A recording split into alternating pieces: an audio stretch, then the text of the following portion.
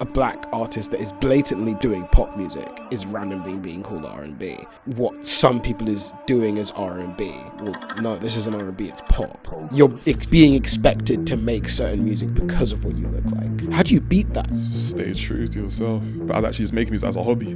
Me and the man, them just messing around and stuff. I wasn't even going to drop initially. Like before, I was just on a 9 to 5, get a girl, kids, die. The man was telling me, oh bro, you gotta drop your colder, and I think I was good, but I was just like, nah. The more sadness you put in the music, the more people are gonna like it. You know, so many like artists that have lost themselves, like for example, Chester Bennington, like that kind of stuff. Yeah, it's easy to lose yourself. Welcome back to another episode of Breaking Even. Today we've got a phenomenal interview with the one and only Ed Rance, of course, and LA Slim, who gives a real in-depth, introspective look into his life as an independent artist. I hope you enjoy. So, let's get straight into things. What did you grow up listening to? I grew up listening to everything, as in rap, R&B, gospel, because my family's Christian. Okay. And obviously the rock stuff. Do you have Sky? Yeah. That's Sky. So there was a channel called like Scuzz. Oh yeah. And they played like rock, and there was some other, that's the first one I can think of, but there was other just little channels that just had enough other kind of music. So obviously just everything. Obviously I could even use the MTVs and stuff, you have to pay for that. But when I go to my brethren's yard, they got the MTVs and they had Kerrang. Yeah, all of them, you know what I'm talking about.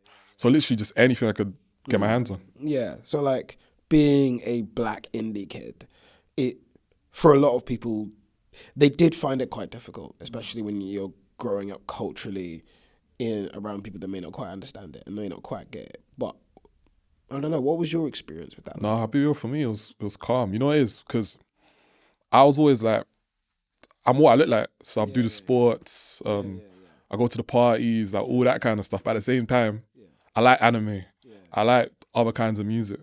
And no one could press me about it. So I was like, I'm cruising. Obviously, my brothers will banter me and stuff, but it's banter with your friends.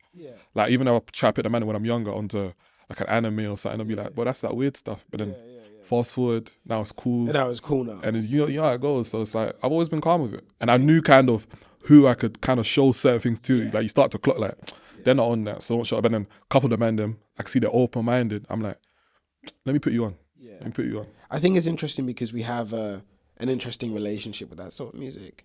Because, for example, like FIFA music is a thing, but that's because those were on the soundtracks of the video games that we loved growing up as kids. You know, like Block Party, for example, and like the older FIFA games. And even then, like, weirdly enough, in terms of black British people, we have this bondage with Coldplay. I don't know why. It's like we wouldn't, even someone who isn't really into indie music as a whole will like a few Coldplay songs. Or like, I still remember when like Linkin Park Numb with Jay-Z came out. Like, if you didn't know that song, you were lying to yourself. Like, everyone knew that. It doesn't matter how much of a hard guy you When you talk to a black brother and say, what kind of rock songs you like, they're going to name that. They're going to name, what's it, Coldplay, Viva La Vida. They're gonna, you know they're going to talk about that. But I listen to some rock, you know, like Coldplay, like, you know how it goes. Or even then, like, they may not even know the name of the song, but if you just bang on some Red Hot Chili Peppers, they'll be like, wait, I know that tune. Hundo. So I mean, I think it's interesting. Why do you think we gravitated to a couple of those bands in particular?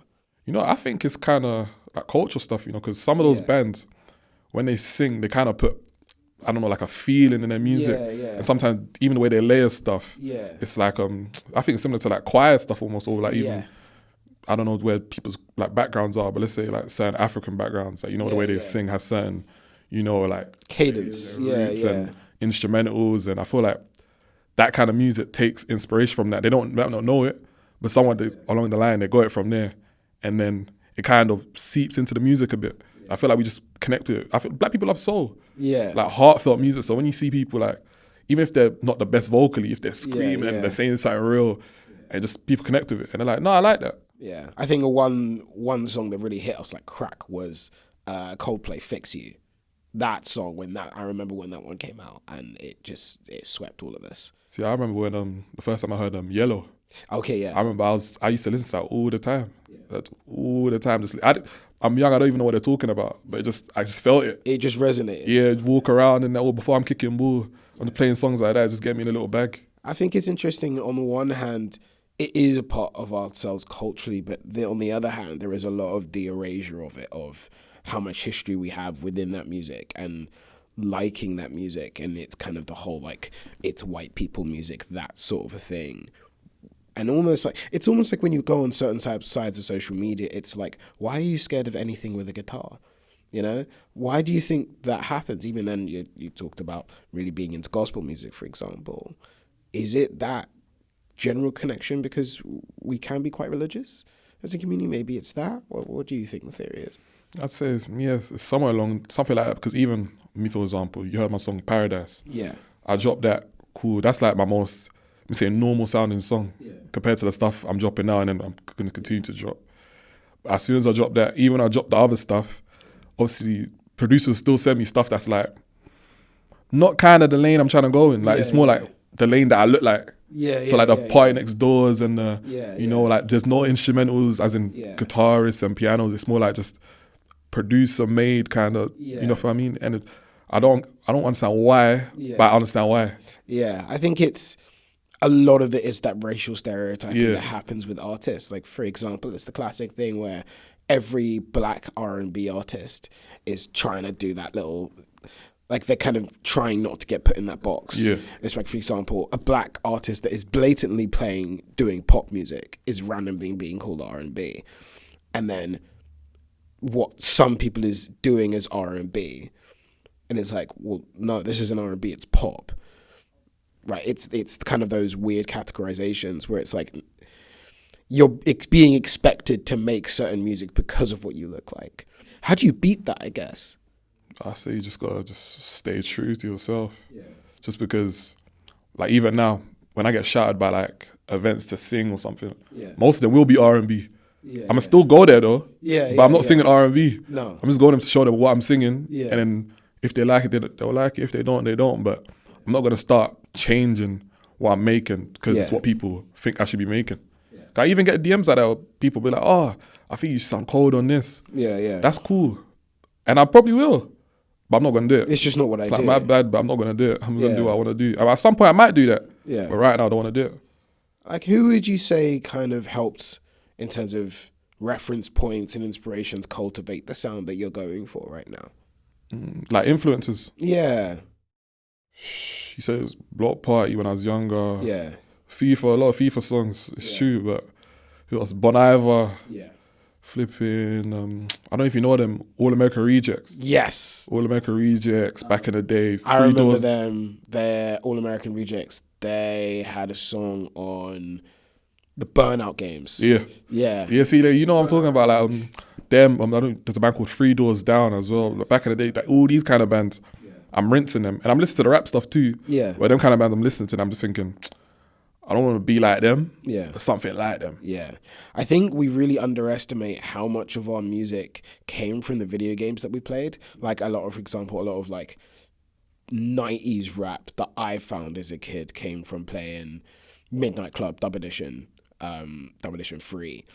And again, a lot of the indie music I found was not just playing FIFA, but playing SSX, specifically SSX on Tour, that game. Or even GTA. Yeah. GTA got all the radio stations when I'm younger. Yeah. I'm listening to all of them, not just the rap ones. Yeah, like the amount of music we found through music, like video games, like even then, like I still remember when like quick scoping montages were still a thing on YouTube, and that's what got me into dubstep. So you're talking about quick scoping, and my thing was AMVs.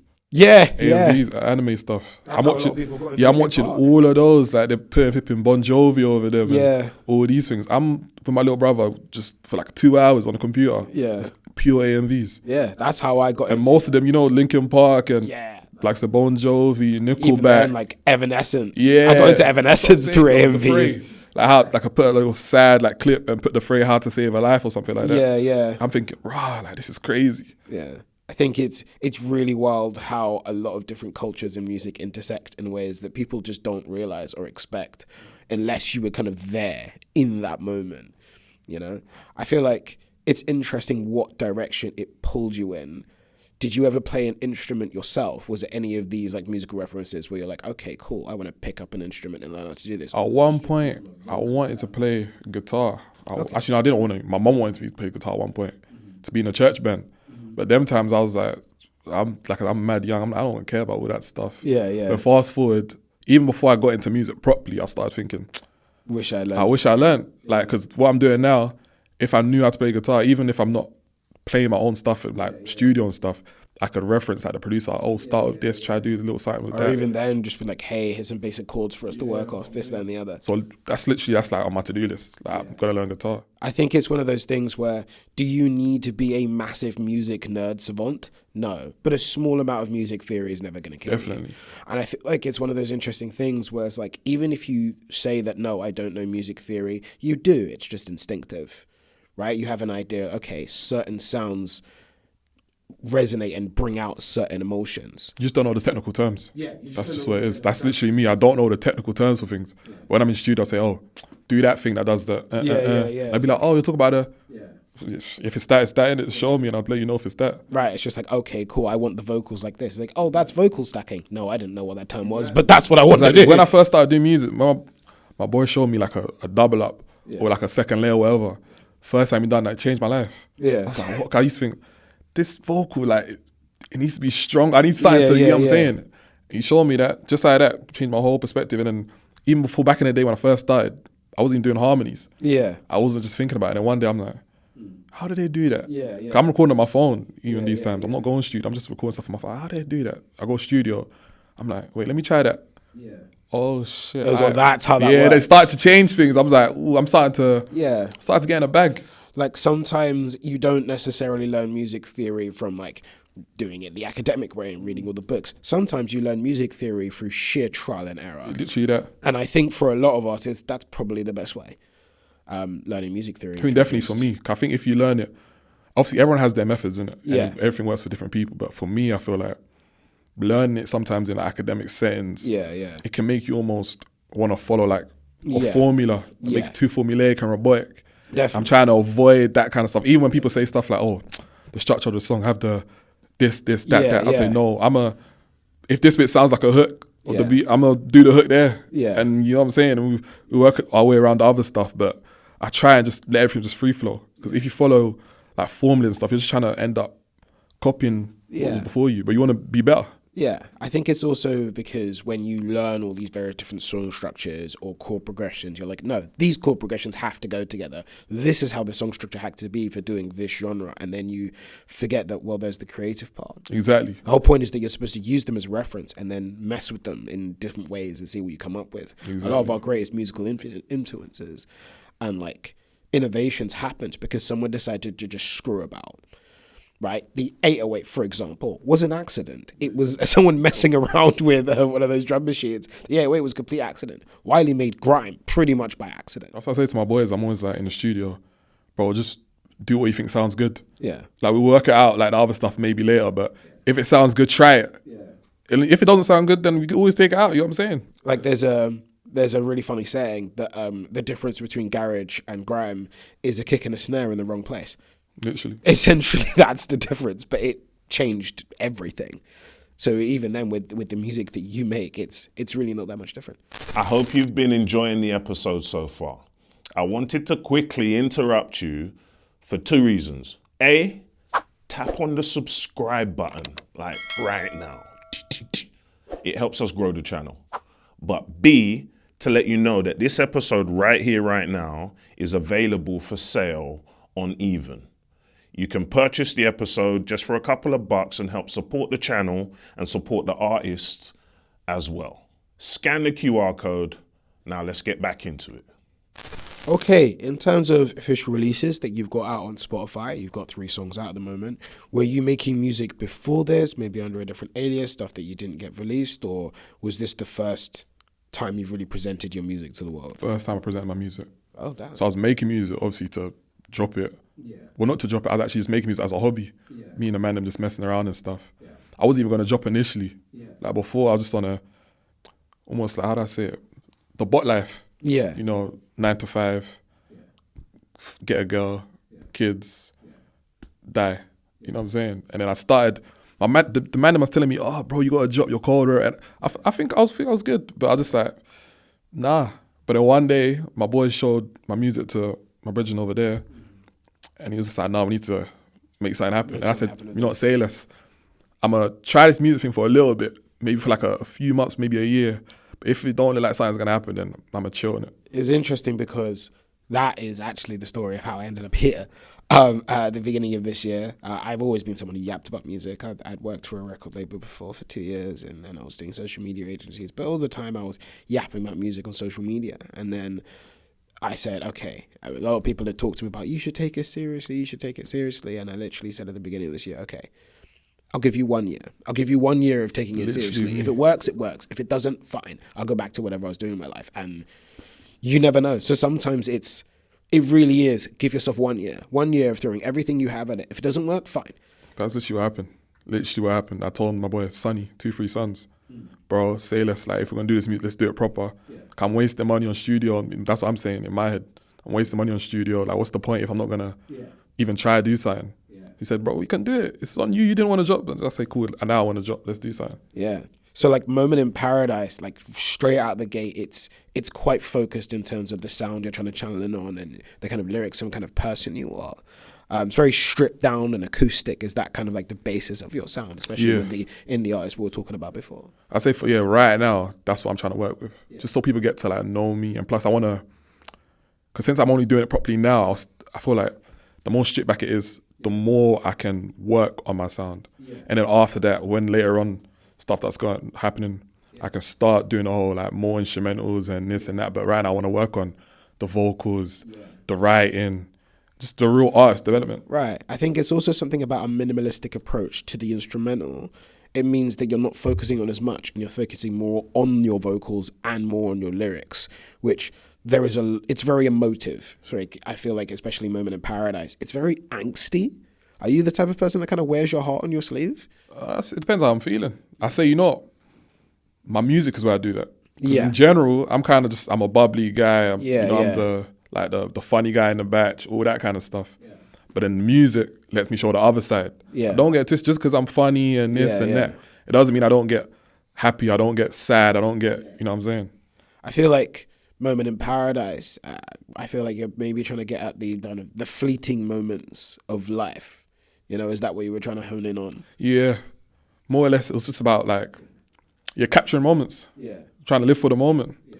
I'm trying to. Plus as well, it's like just paying homage to like, even if the moment's gone, you can still appreciate what we had. Yeah, it's sometimes we find comfort in the past, rather than kind of, especially with the politics of the world right now, things are a bit out of control, a bit crazy, and you maybe just want to retreat to where you feel safe. Is that Definitely. Kind of way? And plus some of the best things that's ever happened to me, like all the best like moments I had with that someone, I might not have known that person for that long. Only a moment. It might have been like a 3 months, 6 months, but then that person might have affected my life so much that to this day I might still be writing about them. Yeah.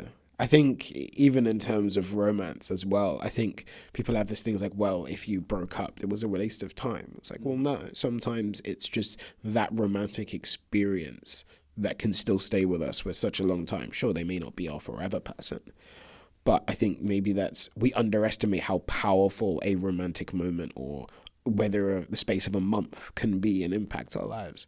It could change your whole perspective. Yeah. I feel like most of like, or at least one specific romantic like relationship I had is more or less the reason I'm on this side of music. Okay. Because when I started, I was doing more of like, I was just fucking around with rap stuff, but just rapping about nothing. Yeah. So like before, and then the person I'm talking about, they made me, let me say, more in touch with my emotions. Yeah. And then when I started singing, I'm like, I'm gonna stick with that. Yeah. I'm comfy here. It gave you focus, essentially. Yeah, so we talked about in terms of you figuring out things like vocal stacking and layering, for example, because on this song, it's a really big part of it, and a really part of really fleshes out the sound and really makes your voice a big presence. So like where in the creative process do you figure these sort of things out? More or less kind of on the spot, and then plus in hindsight as well. Yeah. So like in the moment, I'll just be, what's the word? I don't like humming and stuff and whatever, and I can hear where the layers are gonna be. Yeah. And then after, while I'm listening to the song, like let's just say the first draft, I might have even done a harmony and whatever, but I'll say, let me add a harmony to that harmony. I can hear it now. Yeah. I was like, cool, let me keep on working. Like, I like to work on songs for a hot sec. Yeah. Like, add little bits here and there, even little shouts and little screams and just here and there just to add to it. So at that point, you've written the lyrics to the song, you've got the concept down, and you're in the booth trying to figure out how things are going to work, and you're just humming out melodies. Yeah. And then at that point is where you're figuring out these small little details as you're... right there on the spot, like after I like to listen to my songs after when I'm like refreshed almost. So like I'll lay down a whole song, and there might be obviously layers like stabs here and there, but after is when I really start to get where like the heart of the song is gonna be. Yeah. And most time I might even re-record the whole song again. That's what I do most of the time, because I now want to sing it different. Oh no, I need to sing it like this for real. Yeah, different takes on the same thing, especially when I think it's really interesting how a lot of rap, for example, or the new age rappers are punching in a lot more and really relying on punching in. But with the music that you make, it's even more punishing. I've always said that relying too much on punching in is very punishing, because it means, for example, you can't rap your entire song because you've never done it. Mm-hmm. In your case, it's even more so if you've not practiced the breath control, for example, and where certain, like how your cadence is supposed to be in certain places, and your singing technique, are you singing from your diaphragm or your throat, etc., etc. If someone isn't doing what you do in terms of singing the entire song again and realizing, oh no, I think this would actually work better here. Do you know what I mean? Have you ever really thought of that as a holistic process? Do you ever really think of like, okay, sometimes cool, sometimes I do the thing where I have moments where I might punch in, but then the final version will never be like that. Yeah. After, like I say, I'll re-record it. I'll say, no, I want it to be more free flowing. And I always think, I don't think I should, but I always think about performing. Yeah, I think it's really important. It's very important. Like, how am I going to perform this? Like, obviously sometimes you have little vocal bits where it might cut into the previous verse, slightly, but you can always jig that up when you're performing. But in my head, I always think, I know I want to perform this song. Yeah. So I need to think, how am I going to perform it if I can't like layer it down like I'm performing it? I actually don't think that's a bad thing at all. I actually think that's what a lot of people are missing. A lot of people write songs and haven't thought about how they're performing it. And so when they come to perform, I say most people don't care about performing. Yeah. Most people don't care. It's, especially you yourself, you've got quite a few performances under your belt already. I think it's really good that your songwriting really takes that into consideration in quite a meaningful way. For example, like Decency is a song that I feel like is really going to get a lot of resonance from the audience, especially from your lyrics. I feel like there's one particular lyric that I wanted to reference and take a look at is, let me turn pain into a trophy. Like, tell me more about that lyric, because that's a powerful lyric. So I say with that one, what I meant was like, you know where we're from. Our culture, we love struggle. Yeah. So when we're addicted to it. Yeah, the more you struggle, the more people resonate with you. And so I say, cool, all my struggles, I'm going to put on a platform. I'm going to make people like it. And it's going to get me somewhere. Yeah. But it's crazy though, because at the same time I think to myself, almost the more sadness you put in the music, the more people are going to like it. Yeah. So almost, I sadly think to myself, I want to push as much as I can, but at the same time, not too much, because you might lose yourself. And I feel like in the indie lane, rock lane, whatever you want to call it, so many like artists that have lost themselves. Like, for example, Chester Bennington. Like that kind of stuff. He lost himself in his own pain. Yeah, because you're almost overindulging in it for the masses. Yeah. So I don't want to do that, but I want to toe the line. Yeah, I think it's also a conversation that we can have in terms of the mental health of us as black men, especially when we use our trauma as accolades and accomplishments. When it's not that it made us who we are who we are in spite of it, right? You'll never get over it if you constantly hold on to it, right? And I think, is there a way in which you can weave that into your music, and maybe that's a message that you'd want to get out there about yourself and that experience that you've had with it, I guess maybe. At some point, I always think to myself, because when I'm making a song, I'm not thinking about like mental health and these kind of things, but then I'm thinking about my experiences. But then after, I'm like, rah. Like, it's just gone there. Yeah, right? I don't try to go there, but it goes there. And then after, I'm just thinking, I know people are going to like that. Well, I hope they like it. I'm just being myself. I'm like wearing my heart on my sleeve. I think it's also one of those ones where you can look at a song like on TikTok and you can tell when someone's like fishing for that angle. It's like, this is a song that I made about men's mental health. And I'm just like, cool, but that's just so on the nose and it kind of sucks. It doesn't really get the point across, right? Instead of just talking about an authentic experience that relates to it, right? Instead of, it's almost like you wrote a promo reel song. You wrote an advertisement for men's mental health rather than just being like, hey, here's my experience. You're right. What mental health is meant to sound like. Yeah. Like a mental health song is meant to sound like. Right. It's like, oh yeah, like I feel down sometimes and we should all talk to each other. When really the more powerful way of doing it is doing the Juice WRLD way, where sure, his lyrics were not a very good encouragement or I guess role model, but it's so much more authentic because just like, this is just how it feels.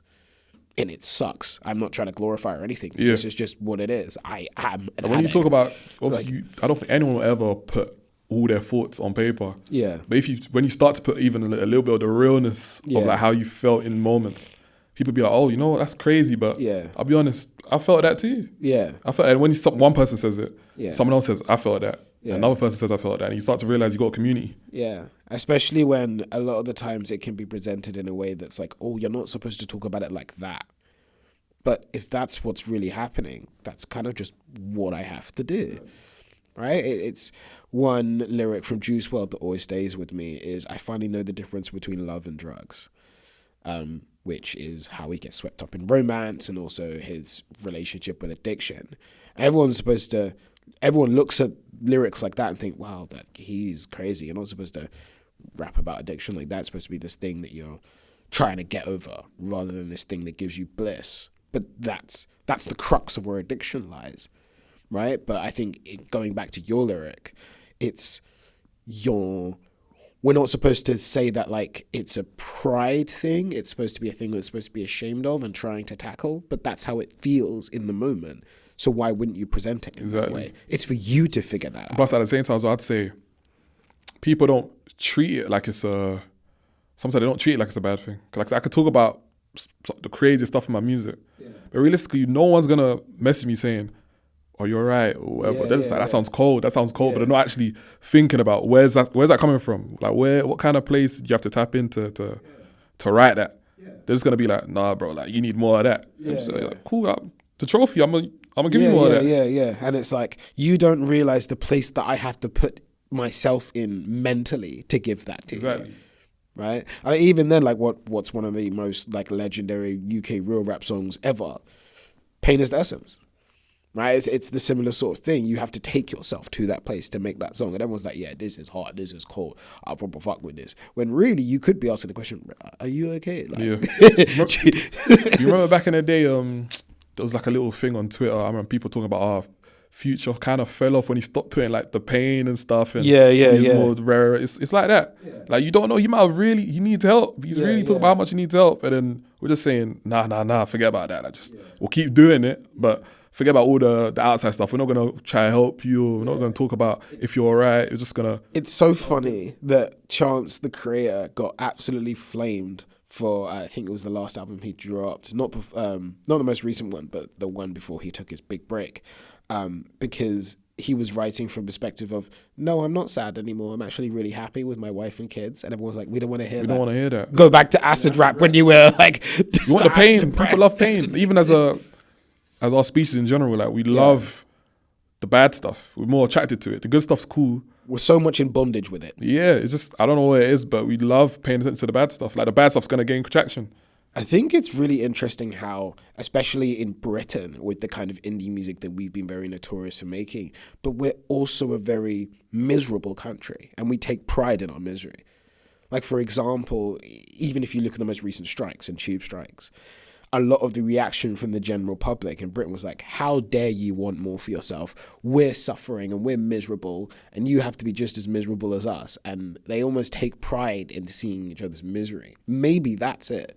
It's a cultural thing. I feel like culture does add a lot to it. Yeah. I feel like I'm almost, because like, so British, I am more comfortable tapping into that stuff. I know everyone around me is going to like relate. I feel like I do have like American fans and stuff, but I just don't feel like they might not get it the same way plus obviously the accent stuff as well. But at the end of the day, I just feel like British fans really get where I'm coming from, and they get like the vibe I'm going for. I think we sink into those emotions more, right? I think especially when you look at like American media and like the Hollywoodification, especially even with that indie sort of music, they're obsessed with a happy ending. They're obsessed with a silver lining, where we're happy to sit in that very bleak state because that's the reality around us, you know, especially in like, let's say, looking at indie music after 2009 is actually really interesting because that's just after the housing crisis. We're going through a recession, austerity is happening, everyone's public services is getting cut, and our future looks very bleak. It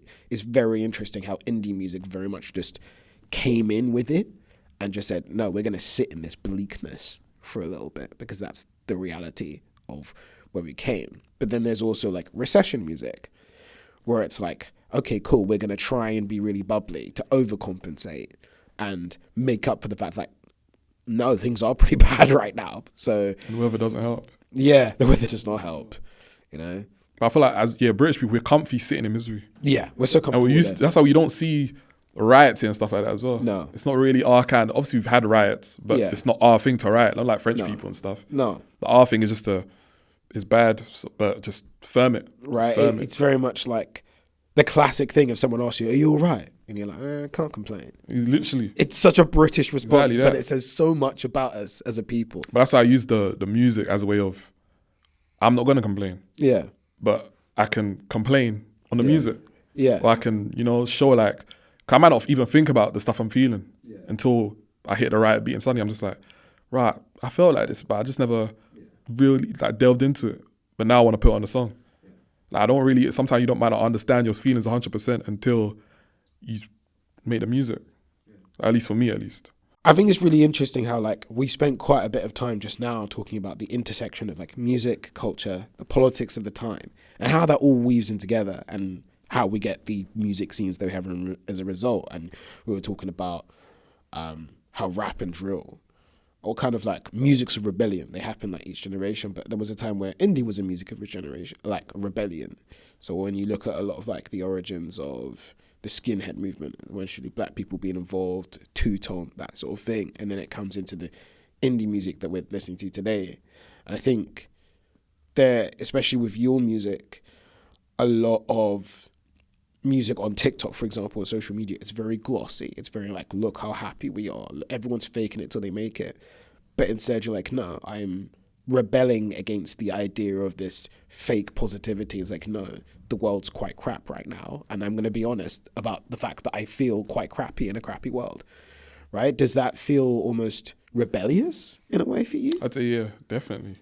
I feel like the whole indie rock, like all that kind of genre, like bit of music, it's about being free. And being free is going to lead to rebellion. Because there's always something there that's going to try and like hold you back. Like, even if it's to someone else, it might be something small. But to me, it might be major. So like I said, example, even me making my kind of music, I'm rebelling against almost my social circles. Because I'm going to be honest, my brethren aren't my target audience.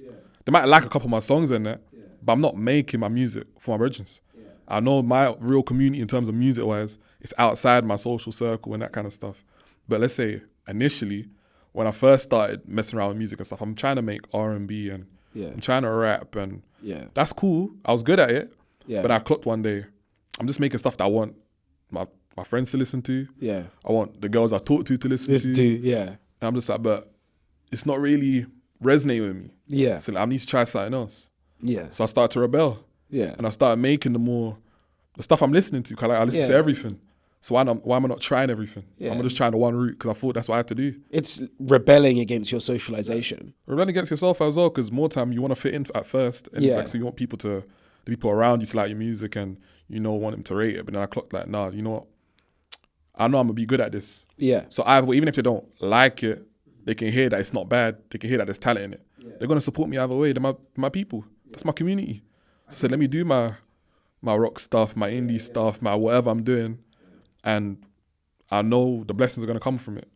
I think there's an interesting gimmick that some people like to try and pull with indie music and trying to do the thing of, oh yeah, a person like me isn't supposed to make Yeah. music like this.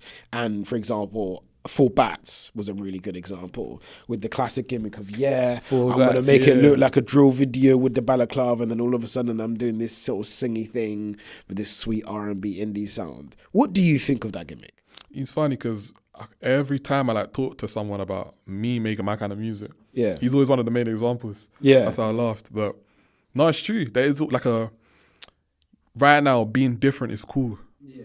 But at the same time, people love the contrast as well. Yeah. So like, let me put on, I'm using Full Bats as an example, put on the belly, let me sing like this. Like even people say to me, oh bro, you know I'd go viral.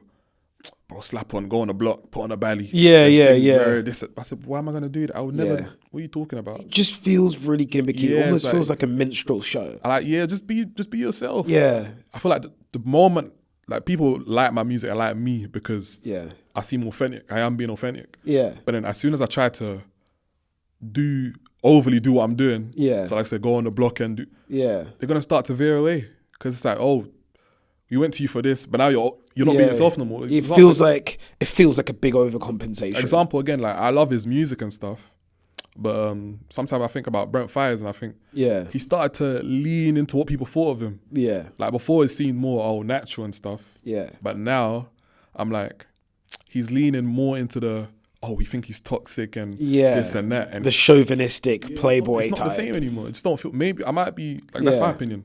I might be wrong. Maybe he still is being authentic and stuff, but to me, it just feels like you're leaning into it too much. Just go back to what you're doing before in terms of like just this is who you are and just how you're showcasing it. I think in a way we do often create personas, and sometimes they take a life of their own. And sometimes we go into music because we want to explore a part of ourselves that we can't do in a regular life. Yeah. But I think when the industry side of music comes into play is when, yes, you spend a lot of time and money and resources manufacturing a persona because it sells things. It's a brand at the end of the day. But I think there's a question of, can you still do it in a way that still feels good to you? Right? You can still have a manufactured persona that works as a brand, but you can also have it to a point where it's like, well, the brand isn't really that far off from me. It's somewhat exaggerated for dramatic effect, but it's really not that far off, right? Do you feel like that's a point that you'll eventually get to? Yeah, let me give an example, content making, like TikTok. Yeah. Like, I didn't want to do all that stuff. Like, I would never do that, but I know that I need to think about the business side of stuff. Yeah. So let me do something that I'm comfortable with at least, like the small, I won't do the extra stuff, at least not now, I don't think I will. Yeah. Like maybe you never know in the future, I might go clear and start doing the extra stuff, but right now, I'll do the minimum, but just make it good and just be comfortable with it. But then at the same time, I feel like, it's easy to lose yourself in it. Yeah.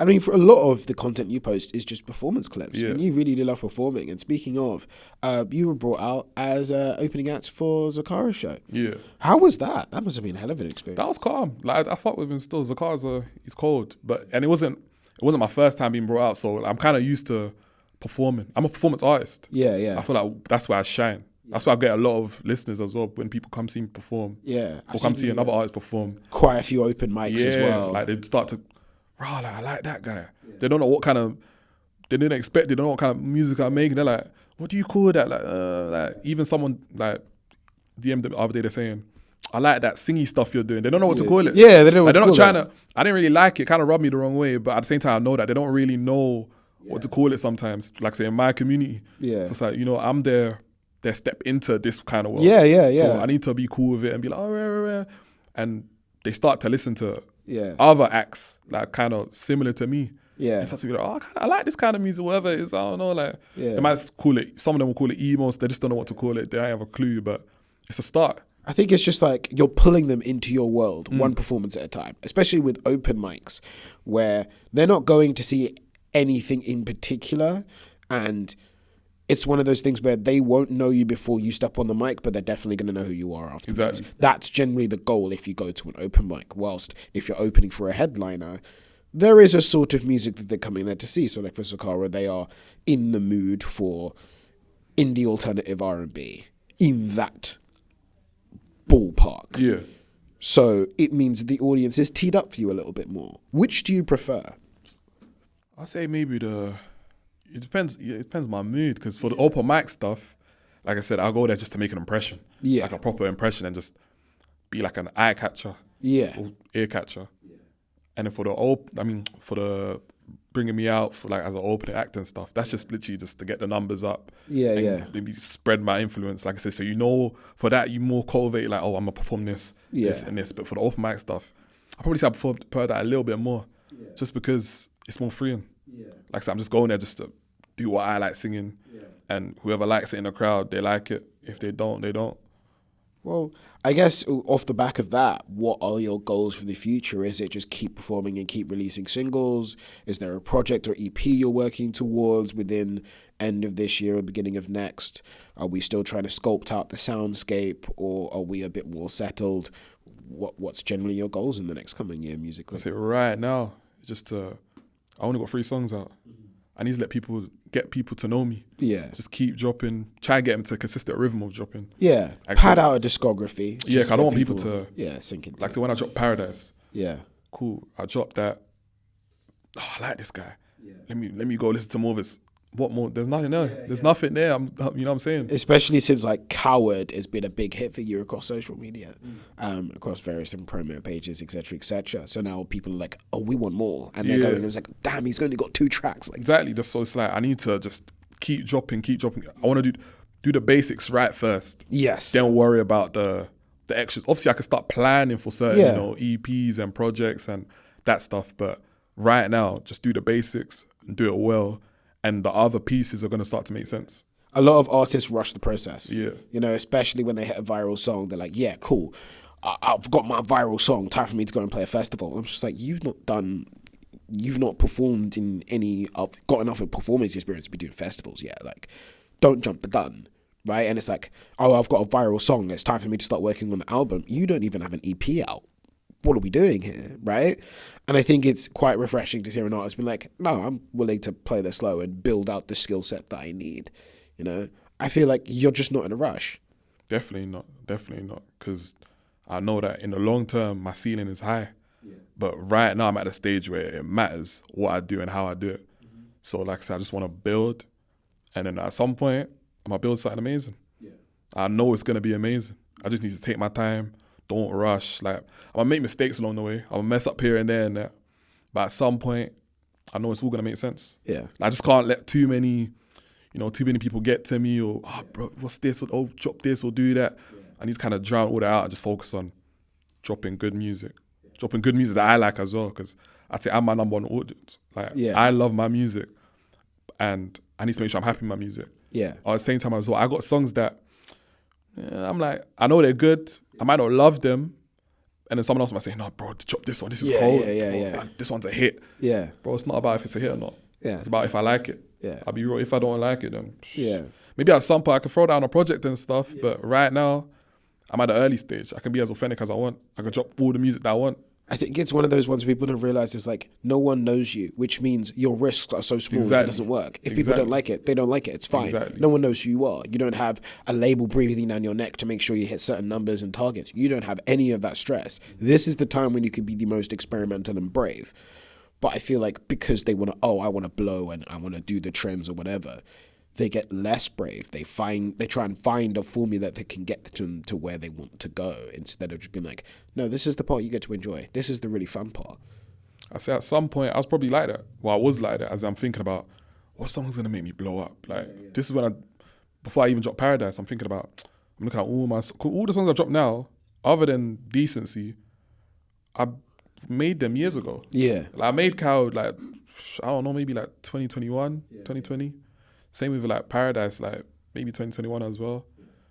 Like these are old songs. Yeah. But I've also many, even my next song I'm gonna drop as well. Yeah. Years ago. Yeah. But it's like in my head I'm like, oh, these songs are gonna make me blow. Let me not drop them. They're gonna make, I need the hits. But now I'm like, no. Us lot, me and the man, we're rinsing these songs from time. Yeah. If I like it, the people are gonna like it. Yeah. And plus the people like my music now anyway, so it's like almost like they're latched on. Yeah. So as long as I don't drop some like BS, they're gonna like my music. Yeah. So I'm comfy right now. So we were talking about a lot of the kind of angsty emotions that come from how you've layered a lot of the instruments in terms of the stripped back sort of acoustic sound. What producers are you working with? Do you self-produce, or are there other people, couple people that you're working with in particular? I wish I could produce myself. Right now, all the songs I've dropped so far have been just YouTube beats. I made them so long ago before I took music like seriously. Yeah. But now I'm working with obviously 2-3 Sons. That's my boy. Nice. I've been working with him from day dot. And I work with people like Young Chenks. Okay, yeah. Young Chenks, Roddy Beats. Nice. Like right now, I'm kind of just locked in with those two. Yeah, but yeah. producers DM me every day. Yeah. They're always trying to work. I'm always ready to work. Yeah. Like even if they look like their catalog is just maybe rap or stuff like that. Yeah, yeah. I know maybe. If you can surprise me, who knows? I always give everyone a chance. Yeah. You can't take everything face value. Yeah. If I did, then I wouldn't be here kind of thing, if you know what I mean. Yeah. I think even then, I think it was really interesting on Coward, I believe, is that you throw everyone for a loop. It starts off in your usual stripped back acoustic sound, and then you throw a Hail Mary at them and being like, okay, cool, I'm just going to turn this song on its head. What made you do that? Like, which producer were you working with on that one specifically? See, that was just on YouTube. I remember, I'll literally tell you the day. So what? Yeah, that's maybe 2021. Mm-hmm. I remember I was all day at studio. Like we got our own studio. I was there all day, and I kind of just wanted something more upbeat. Yeah. Like I said, and plus I was going out that day. Yeah. So I had a little bottle next to me. Yeah, yeah. And after I just started fucking about. Yeah. Just messing around, and then just all started making sense. I started shouting and this and that, and then after like my boy comes in, and they're like, "Oh, rah, like, wait, this is a little." What's going on here? Don't ruin the vibe. I mean, like, I'm in the zone. Yeah, yeah. Like it's all just flowing right now. So I just started just going crazy. Yeah. And just afterwards, it just made sense. And we used to. That's like our pre-drink song. Every time we're stepping out, we're playing it. Yeah, yeah. I think it's really interesting how we've done a 360 about what people think of YouTube beats. At the beginning, everyone was like, yeah, we love YouTube beats. Very accessible. And then everyone kind of turned their nose up at YouTube beats. No, create your own sound, this, that, and the other. And now we're circling back to YouTube beats again as the music economy has changed more. And especially in the beginning of people's careers, YouTube beats, you can really find some gems if you're willing to go. Yeah, it's about... The thing about YouTube beats as well, it's so accessible. Yeah. Like, and plus, compared to like when... Because if you don't make music, if you don't have any music out, how are you gonna lock in with someone in the first place? Yeah. So you just start looking up artists you listen to, like their kind of beats, and then after that you start to veer off that and start to just let me focus on the instrumentals instead. So I might have looked up certain this type beat, that type beat, but now I start to do acoustic guitar type beat, sad acoustic guitar type beat, slow build up type beat, and all that kind of stuff. Because you start to not realize I don't want to sound like that person. Yeah. Maybe I used to. But now I kind of want to see what I can do on just something that just maybe isn't ruined by the thought of, oh, it's that person's type beat. Yeah, yeah, yeah. And I think even then you can have you could splice two different YouTube type beats together, and then that's how you can get that's why you can always get like an instrumental change or a flow switch or just a change in the vibe in terms of the emotions coming forth or maybe the concept and the theme. You could literally just get two different YouTube type beats, make a transition between them, and then you have them both on the same song, right? Exactly. Instead of saying, okay, I need to find one YouTube type beat that has a beat switch in it, where instead you could just have two different ones. Exactly. So it gives you more than one way to skin a cat, because even then, like on the financial side of things, it's like, cool, you're paying what? Maybe £60, £50 for a lease? For a lease, but if you want to take it serious, if you want that exclusives more than that. Yeah, 250. Hey, sometimes it can be more than that. Sometimes it can be more. But even then, like that seems like a more cost-effective model than trying to dig out a producer to produce something for you, get studios and this, that, and the other. When you try and look for producers and stuff, you got to pay them for their time. Yeah. And maybe pay for the beat. Depending where you're linking them, pay for the travel. Yeah. If they don't have their own studio, you might have to pay for the actual studio time as well. Yeah. And then, it just gets a lot. But then when you do the YouTube thing, like I said, I could just be at home, just watched, I don't know, The Office or something. Yeah. You record yourself. Yeah, I'm just like, I want to write something. Yeah. I don't have a producer right there, do I? Yeah. But I got time to look for something. You can send it to an engineer to get it mixed afterwards. Yeah. Yeah. Literally, I'll go, because what my process is more like, I'll be at home. Yeah. I'll like get the little basics of the song down. Yeah. I might think of the hook first. Yeah. I kind of work around it. I usually start with the hook. Yeah. I make that quick. I put that the skeleton of the verse there. Yeah. After that, then I'll go studio. Yeah. I record myself. All the work, it sounds so messy and stuff. Then I get the engineer to come to just clean up a bit, but don't clean up too much. Cause I feel like that's where like my thing is kind of being raw. Yeah. So don't clean it up too much, but clean up Yeah. enough where it's digestible. Yeah, I think there's an idea of perfection where everything has to be so complete, but sometimes the imperfection is where a lot of the beauty is. It's like, it's like when I saw an interview with Alchemist. There we go. That's what the example was. I saw an interview with Alchemist when someone asked him, how do you know when a beat is finished? And it's like, it's going to sound like a really cop-out answer, but I just know, right? It's very instinctive, and he gives it to he gives a kind of analogy of like, how does a painter know that a painting's finished? You know, you kind of just look at it and say, yeah, this is done. There is no particular metric to say, oh, this piece of art is finished. It's more in the case of, does it accomplish what I'm trying to do? Right? Is it fleshed out? Because sometimes, yes, short songs are very annoying. And you can literally hear that, okay, this song just isn't fleshed out. There's so much more that you could have done this and really got all the ideas out. And it means you wanting more. But in other cases where it's like, no, I don't need to flesh this out. This is what I'm presenting to you. If you feel that extra longing for wanting more, I intended it for it to be that way. Do you know what I mean? Yeah, because I feel like, let's go back to you remember the days with Lil Peep, Existentiation, all them kind of artists. Yeah.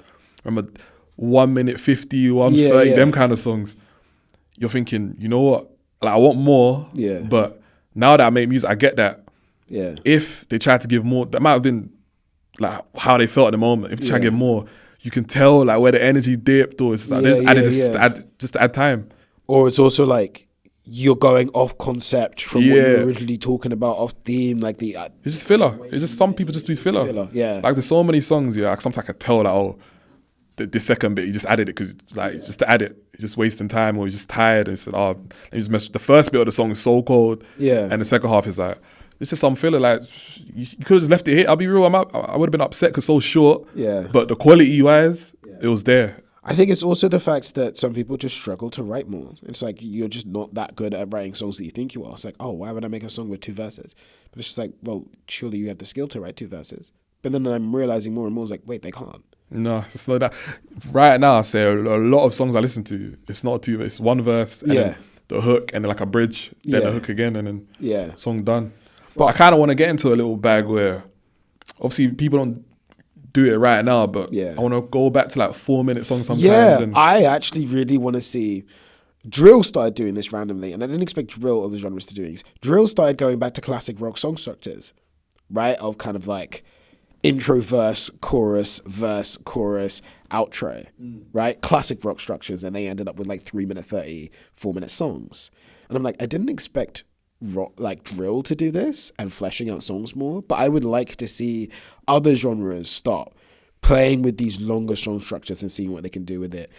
I feel like bridges are very much underused. Yeah, I say right now, really unused. Yeah. Like you rarely hear bridge in a song anymore because right now everyone's so like formulaic right now. Like you hear the songs that are going viral. Yeah.